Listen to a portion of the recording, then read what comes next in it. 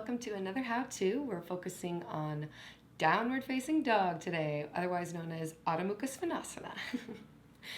This is a fan favorite. It's very challenging, especially at the beginning of your practice, and it's always pretty challenging, but it can start to really unlock and open up your entire body when it's practiced properly.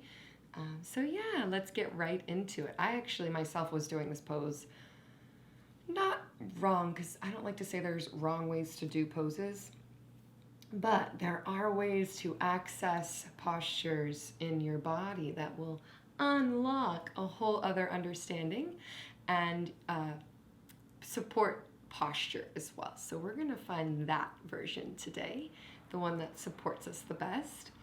So if you know that your wrists, especially if you're just getting started with the yoga, if you know your wrists are not as strong as you might like them to be, we're going to roll up the front of your mat.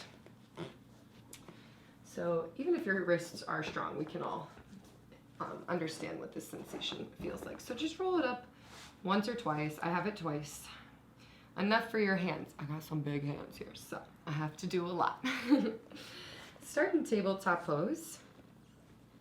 Engage your core right away. Spread your shoulders away from each other, and I'm going to show you what I want your arm bones to do while you're in down dog, because it's once your head goes upside down, it's kind of hard to think about that. So from here, your arm bones actually rotate outwards. So this is your bicep. Yeah, everyone knows their bicep? Okay, well, your tricep is back here. So when you rotate your arm, your palm down, yeah, that's called internal rotation. And we exist like this a lot. We're kind of all walking around like this, typing like this, texting like this. But in down dog, I would actually like it if you would find an external rotation of your arm bones. So flip your palms up. Now lift up your arms. That's not usually where your wrists are or your hands are in down dog, right? They're down, which would cause for that internal rotation. So we have to learn how to work the upper arm bones specifically so that they can externally rotate even when our palms or our forearms are internally rotated. That's that tricky stuff. Okay. So from here, tabletop pose, can you see what it would be like if you externally rotated your arm bones? Think about your biceps coming forward and your triceps rotating back. The pits of your elbows will shine forward, and the eyes of your elbows, the points, will shine back. Now, I have this like double jointed action going on, so I have to bend my elbows a little bit to find this. You may have the same thing, just bend your elbows a little bit. Wrap it forward, biceps forward, triceps back. Okay, so that's a pretty strong tabletop. You'll notice that requires a lot more engagement. Now from here, tuck your toes and lift your hips. Now, this makes it harder to do the same sensation because you have a whole lot of things working against you.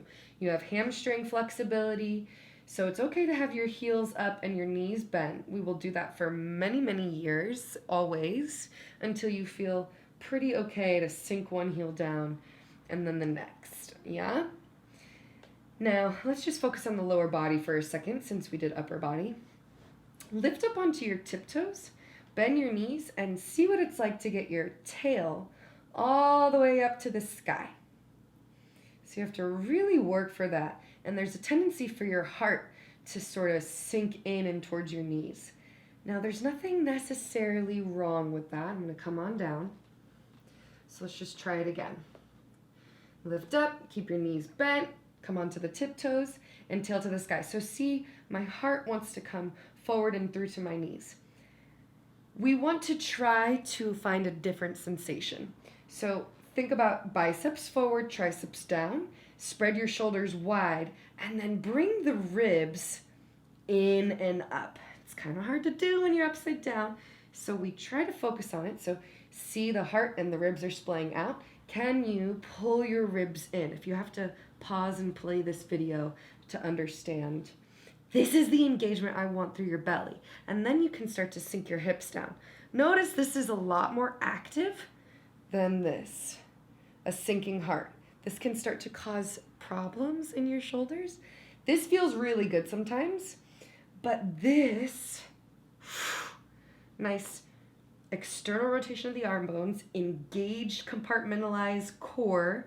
This is so much more effective in lengthening your spine. This feels like it's lengthening your spine, but it's actually compressing your spine. So try to think, lengthen, tail to sky, round through the back slightly, and engage your core. Whew!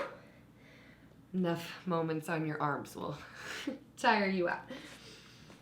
So if you want to practice that without being upside down, because it can all get pretty intense when you put it together.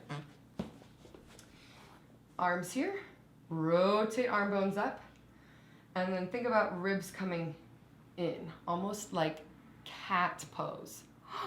They all start to connect, right? So not cow pose, where your heart sinks forward, but actually cat pose. And then here's the last little bit. This one's a hard one. And sorry about my floor. So the last little bit, you're gonna wanna do this in your down dog, and I want you to think about this. A lot of space for the head and neck, and that's when we can get that beautiful yes and no head relief. So let's try it again. Grip down through all points of the fingers. Really try to grab the ground.